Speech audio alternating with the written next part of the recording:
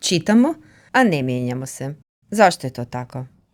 Pročitali ste literaturu s puno nade, a ipak je očekivana promjena izostala. Informiranost nam daje osjećaj da smo razumjeli napisano, ali transformacija počinje tek kada to znanje dotakne naše osobno iskustvo.